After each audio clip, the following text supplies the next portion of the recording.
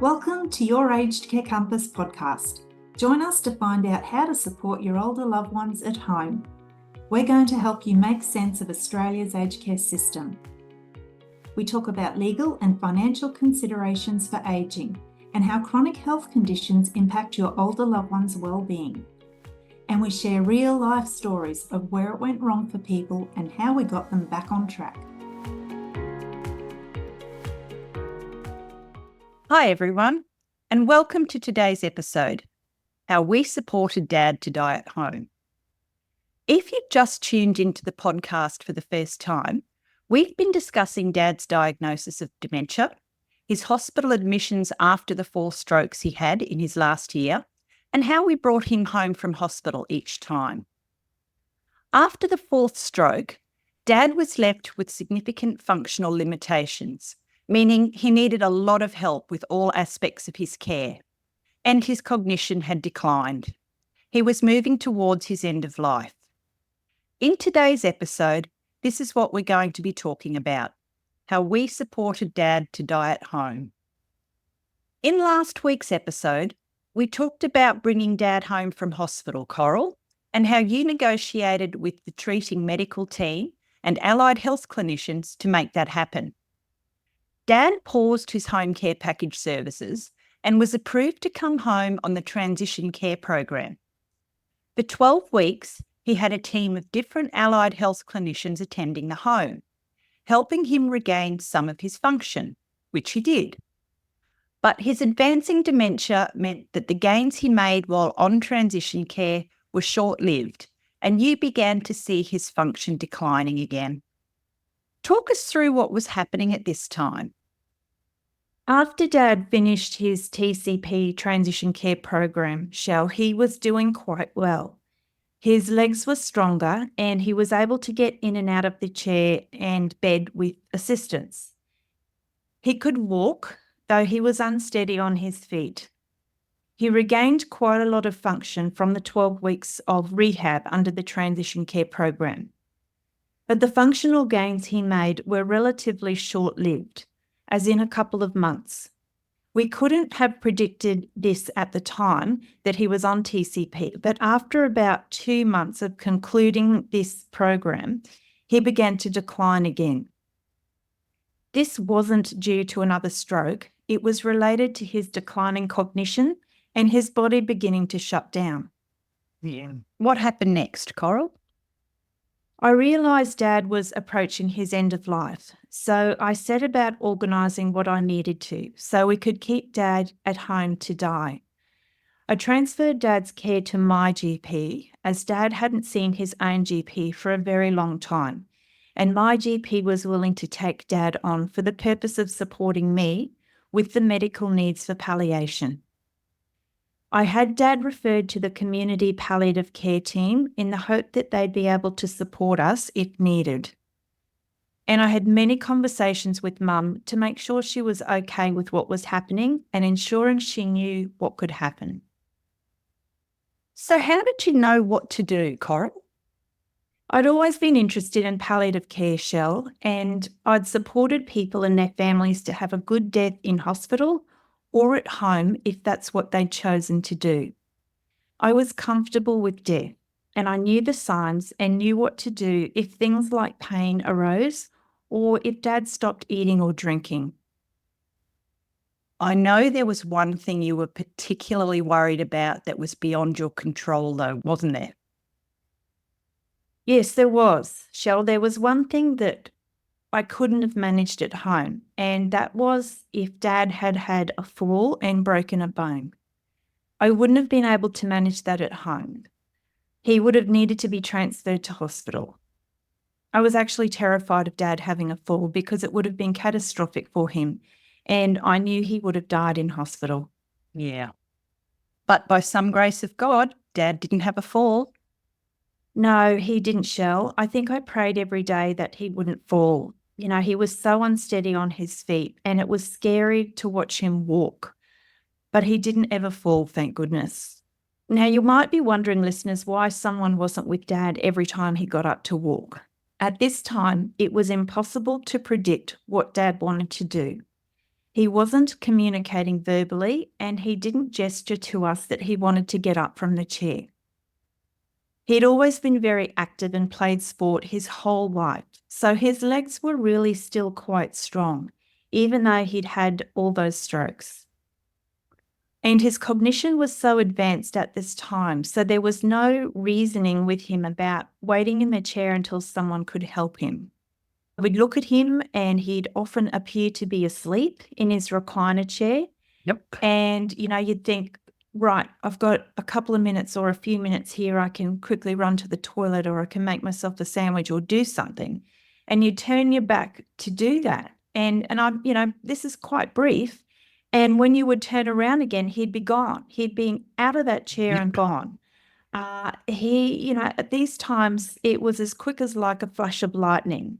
And then other times when we would try to get him to stand, it just wouldn't happen. He didn't budge. He didn't budge. Yep. So tell us what you saw. So the changes in Dad that made you realise his end of life was getting closer. Over the weeks of Christmas 2017, Dad was becoming more withdrawn, like less present.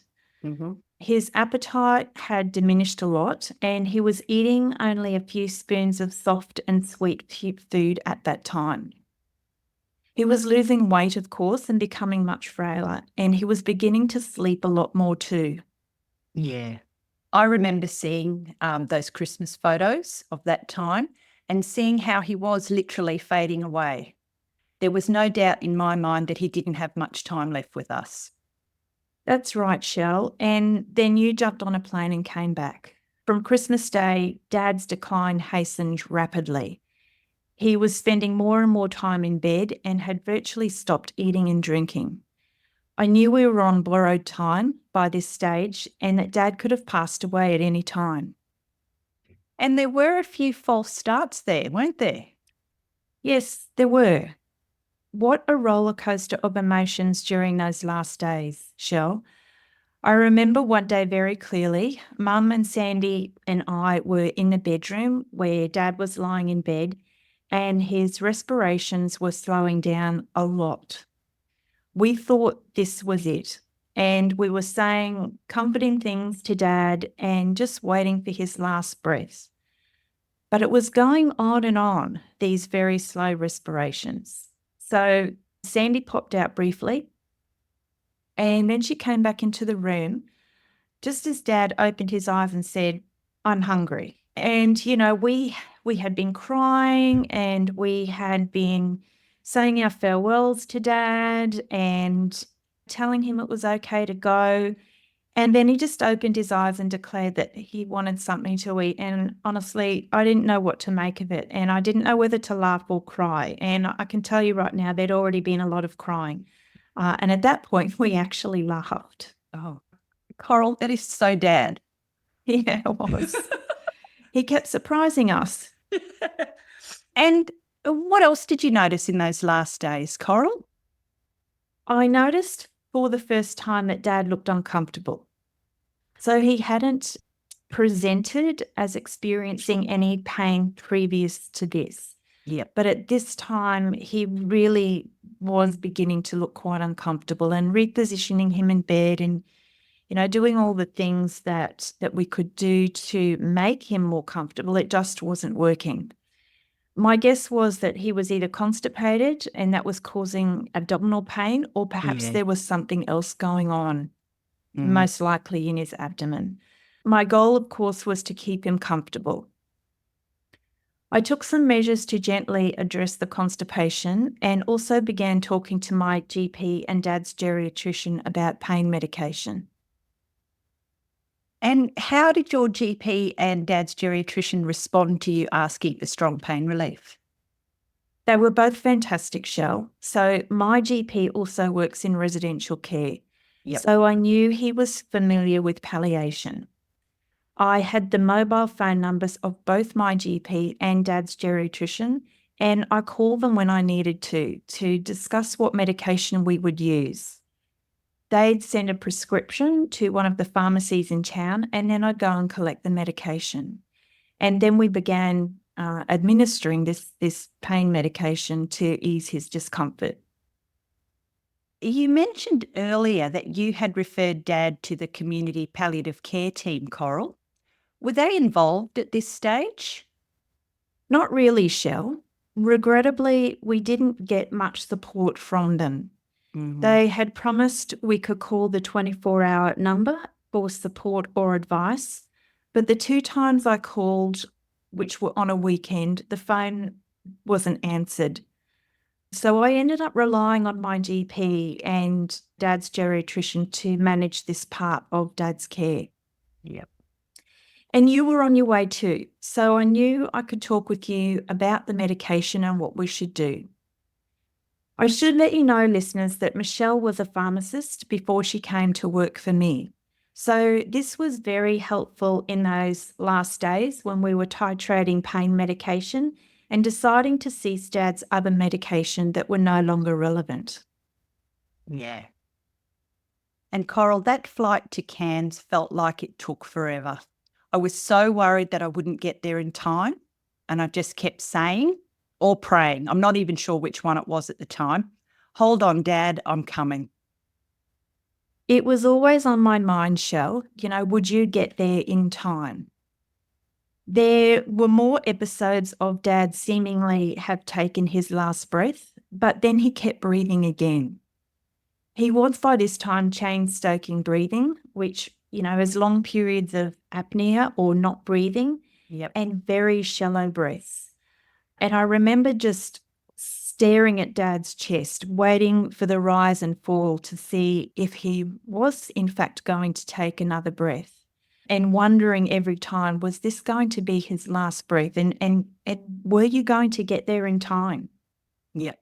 Well, I made it to Cairns, and you picked me up from the airport and told me that you didn't think Dad was going to get out of bed again and possibly not even regain consciousness again. I so desperately wanted to see Dad and let him know I was there. I was just so grateful he was still with us. FlexiCare is a not-for-profit organisation which supports older people living in Brisbane's southern suburbs to live their best lives in their own homes and communities. FlexiCare don't have grand plans to be the biggest aged care provider. They want to be known for treating each one of their participants as an individual who they get to know well. They answer their phone calls personally when clients ring them. They give their clients easy access to a home care partner who can work with them to deliver the best mix of support possible. If you're in Brisbane South and want to know more, give their friendly team a call on 07 3422 8400 or check out their website flexi.org.au.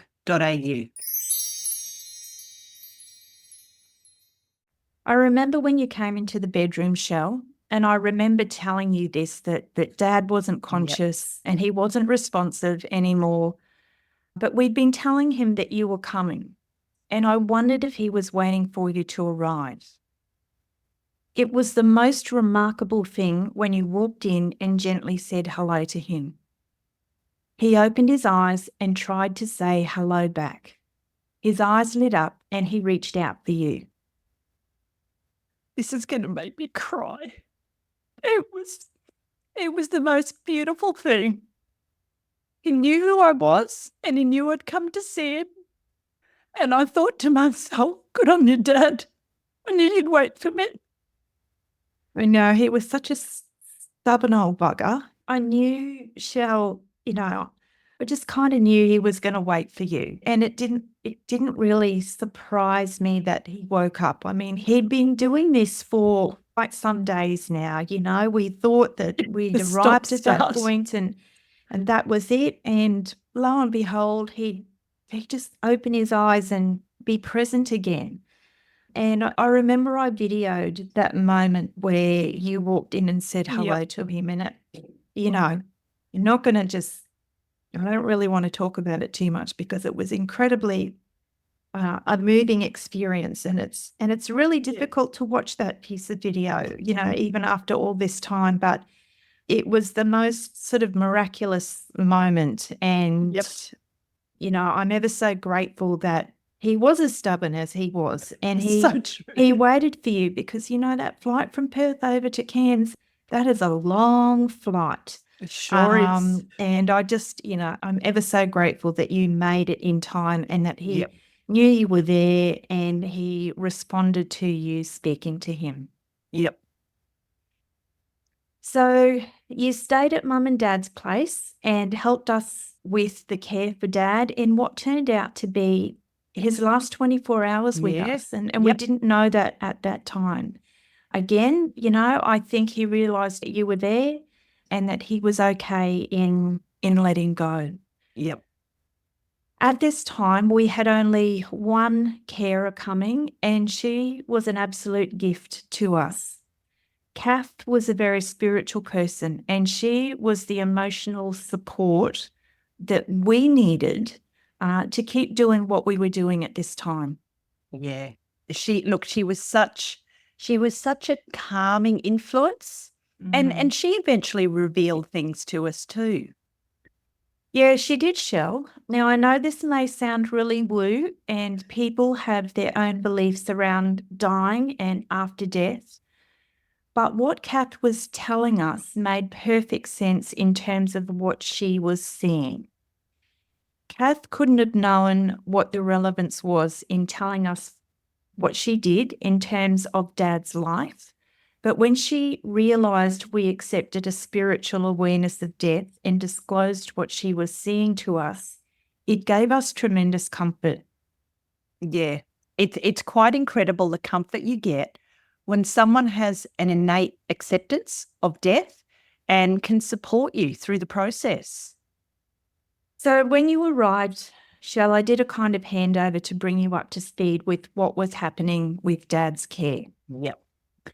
And I had told you that Dad was bedbound. He couldn't get out of bed anymore. But he did something that night that surprised us all. Didn't he just? Once I'd settled in and you took a much needed break, I'm sorry, I'm laughing now. I know, I'm laughing as well because it was just like this emotional roller coaster of unexpected things happening. Like it was kind of textbook, but it kind of wasn't because Dad kept doing these things that we didn't expect. And here he was, like literally on his deathbed. He was unconscious and we knew his death was imminent. And then he did this thing and it just defies, I don't know, it just logic. Yes. Anyway, you tell the story. So here's the story. So I'm prepared. Dad's not getting out of bed. He hasn't been very responsive. So Coral headed home because she was exhausted.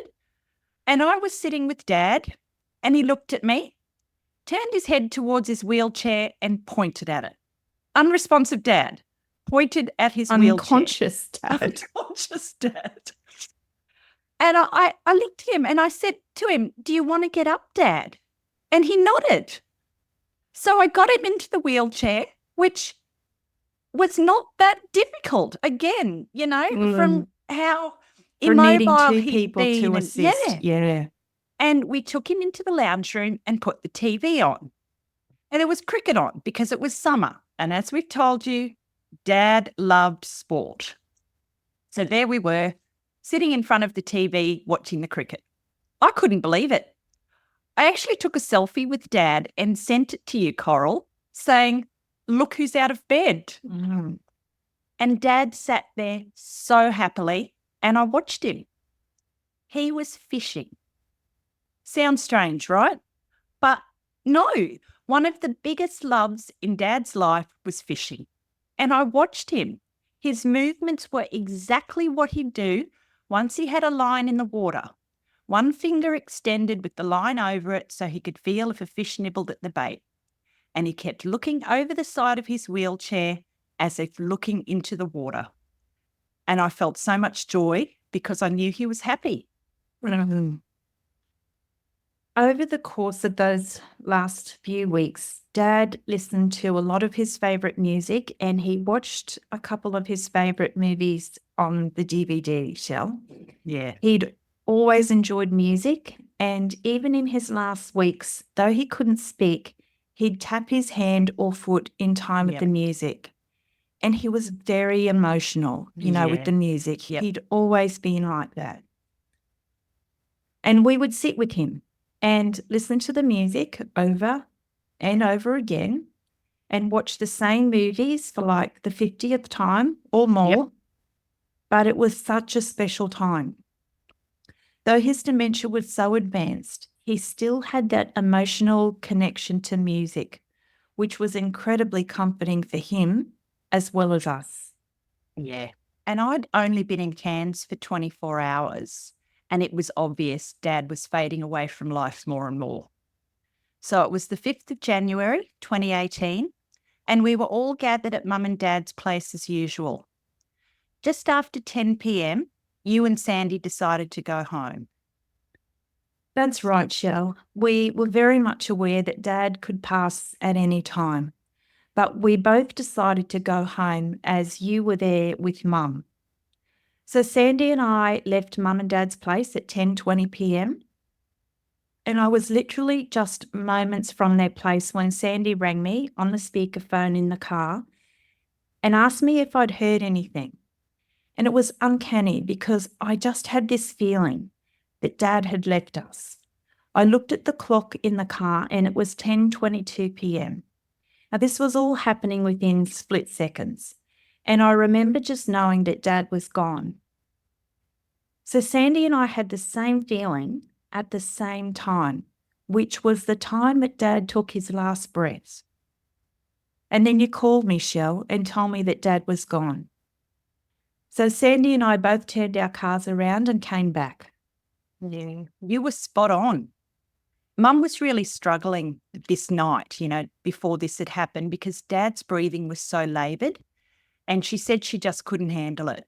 And Mum had been an absolute rock for Dad, and I knew that this was the part that would hurt her.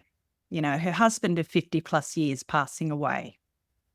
I told her I would stay with Dad and she should go and get some sleep in the spare room. The house was quiet and I sat next to Dad and I said, "It's okay, Dad. I'm with you. You don't have to fight anymore." His breathing settled right down. And then after only a couple of minutes, he took his last breath. I watched him briefly to be sure, and I knew that he had passed because his face was so serene. I went and got Mum, and she noticed exactly the same thing. We sat together and waited for you and Sandy. I believe that Dad chose his moment to leave us, Shell. Absolutely. Absolutely. And we'd said our farewells to Dad while he was still with us. So we all sat together on the bed opposite Dad and celebrated his life. We poured a glass of Bailey's each and toasted to Dad. And we laughed and cried some more. And this was our send-off to Dad.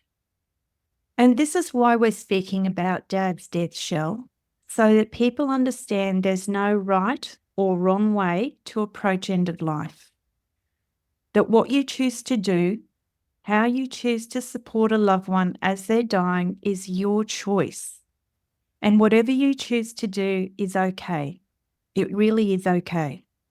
Yep. Listeners, thank you for being here with us today. We realise this episode is a heavy one, but we want you to be aware that while the weeks that were Dad's end of life were difficult, there were plenty of beautiful moments. And times where the weight of the situation made us laugh too. And that's okay. We couldn't have managed what we did without a very special person, Dad's carer, Kath, who we mentioned during our discussion. In recognition of Kath's support for us, we dedicate this episode to her. Thank you, Catherine Bertrand. So, concluding the story of our dad, his dementia, his hospital admissions and discharges home, and how we cared for him at home, we move into the episodes dedicated to dementia next week. Our guest next week is Dr. Kylis Roberts, who begins our discussions with professionals who work in the dementia space. This is where we begin talking about the dementia topics you've asked for. We look forward to you joining us for our next episode. Until next week, Take care. Hey Care community, thanks for listening to this episode. So you never miss a show, make sure you subscribe to our podcast. If you'd like to know more about what we do, head to our website, cmeacn.com.au.